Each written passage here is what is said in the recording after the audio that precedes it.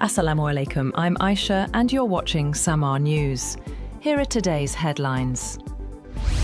US Secretary of State Marco Rubio has reassured European allies on the second day of the Munich Security Conference that Washington remains committed to the transatlantic partnership. Meanwhile, Chinese Foreign Minister Wang Yi called for pragmatic cooperation with the United States and warned against attempts to separate Taiwan from China.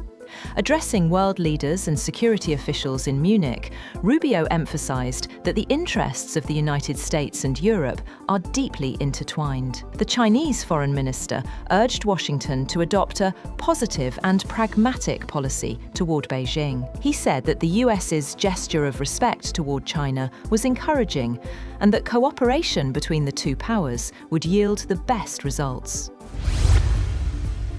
On the other hand, British Prime Minister Keir Starmer has stressed the need to build hard power and be ready to fight if necessary, speaking at the Munich Security Conference. He said the road ahead is straight and it is clear Europe must build its hard power because that is the currency of the age. He went on to say that the countries must be able to deter aggression and, if necessary, be ready to fight, to do whatever it takes to protect their people, values, and way of life.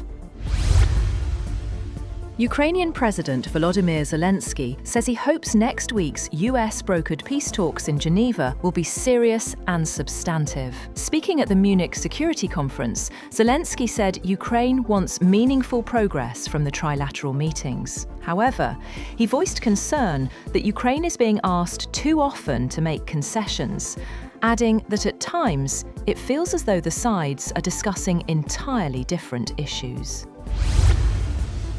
Bangladesh's incoming Prime Minister, Tarique Rahman, says restoring the economy, strengthening law and order, and ensuring good governance will be his top priorities. In his first public remarks since his party's decisive parliamentary election victory, Rahman acknowledged the serious challenges facing the country. He said his government would focus on stabilising the economy and improving governance standards. Furthermore, European Commission President Ursula von der Leyen has said at the conference that the European Union should bring to life a mutual defence pact anchored in its founding treaty. She said mutual defence is not an optional task for the European Union. It is an obligation within its own treaty. She added that it is their collective commitment to stand by each other in case of aggression, or, in simple terms, one for all and all for one.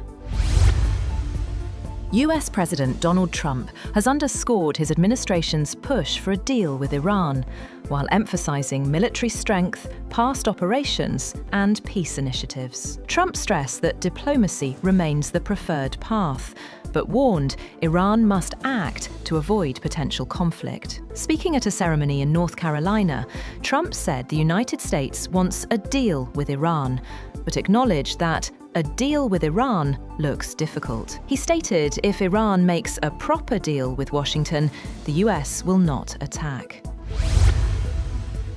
The US military is preparing for the possibility of sustained, weeks-long operations against Iran if President Donald Trump orders an attack, in what could become a far more serious conflict than previously seen between the countries. The disclosure by officials raises the stakes for the diplomacy underway between the United States and Iran. The officials said the Pentagon was sending an additional aircraft carrier to the Middle East, adding thousands more troops, along with fighter aircraft, guided missile destroyers, and other firepower capable of waging attacks and defending against them.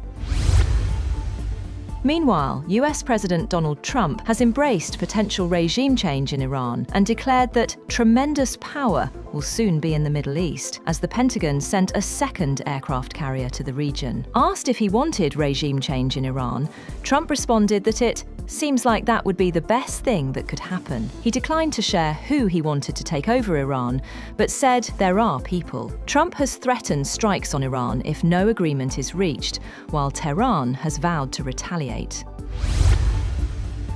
2 men have been jailed for plotting to kill hundreds in an Islamic State-inspired attack on the Jewish community in England, a plan prosecutors said could have been deadlier than December's mass shooting at Sydney's Bondi Beach. Waleed Sadawi and Ammar Hussein were both convicted after a trial at Preston Crown Court, which began a week after an unrelated deadly attack on a synagogue in the city of Manchester. Prosecutors said the pair were Islamist extremists who wanted to use automatic firearms to kill as many Jews as they could in an attack in Manchester.